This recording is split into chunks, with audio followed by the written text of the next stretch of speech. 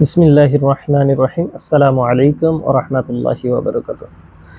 আপনাদের আজকে নিয়ে আসলাম থলপাড়া দক্ষিণপাড়া নদীর ধারে।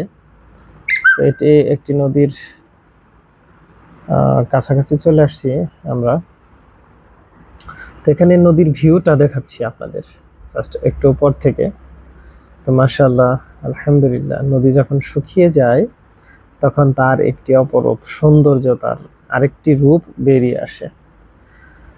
তো এখানে দেখতে পাচ্ছি একটা হোলের মতন হোল, আপনারা দেখতে পাচ্ছেন। তো হোলটাতে আসলে কিছু কুকুর খেলা করতেছিল, আমি একটু আগে দেখেছি।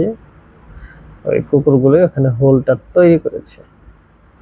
তো যাই হোক, আলহামদুলিল্লাহ। তো দেখতেই পাচ্ছেন কতটা সৌন্দর্য, কতটা সুন্দর লাগতেছে সব মিলিয়ে।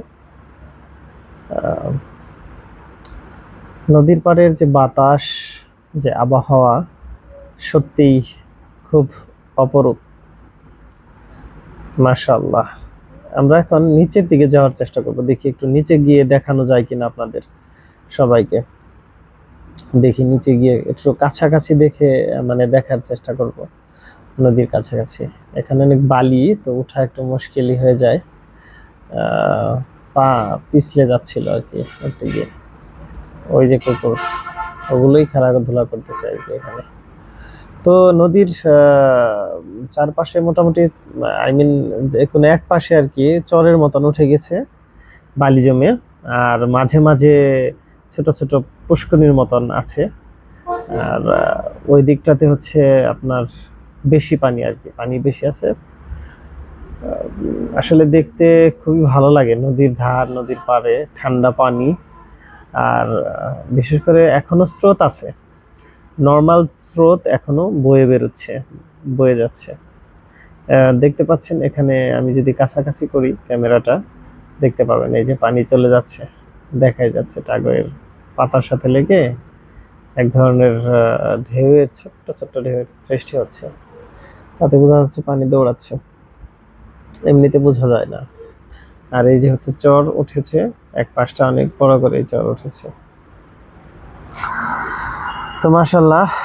আর এই বালির মধ্যে হাঁটাটা একটু কষ্ট, বাট মজাও আছে। খুব সুন্দর, একদম ঝকঝকে বালি, দেখতে সাদা, ধুব্র সাদা একদম, মানে মানে ভালোই লাগে। আমি বিকেলের একটু পরে আসছি, যদি আরো আধা ঘন্টা বা 1 ঘন্টা আগে আসতাম তাহলে রোদ্রের ঝলকটা দেখা যেত, মানে আরো সৌন্দর্যটা ফুটে উঠতো আর কি। এই নদীর যে প্রাকৃতিক সৌন্দর্যটা আরো বেশি ফুটে উঠতো এখানে ক্যামেরার মধ্যে। হালকা একটু ডিপ হয়ে গিয়েছে ভিডিওটা করতে গিয়ে, কারণ হচ্ছে রোদ নাই, আলো নাই। দিনের আলো থাকলে ভিডিও খুব সুন্দর আসে। তো যাই হোক, এখানে দেখতে পাচ্ছি বাঁশ রাখা আছে, নৌকা রাখা আছে, এগুলো দিয়ে যে ঝাঁটা ফেলে মাছ মারার জন্য, ঘেরা দেয়, বাঁশ দিয়ে নৌকা ইউজ করে মাছ মারার জন্য।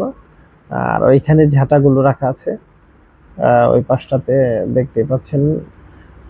ওই ঝাঁটাগুলো ওনারা এই যে ঘেরা দেওয়ার জন্য ফেলে, পানিতে ফেলে রাখে অনেকদিন, যেন এখানে মাছ জমা হয়, তখন ওনারা মাছ মেরে থাকে আর কি। তো যাই হোক, আলহামদুলিল্লাহ, দেখতে পাচ্ছেন এই পাশটাতে একটু গভীর, শুধু পানি বেশি আর কি এই পাশটাতে।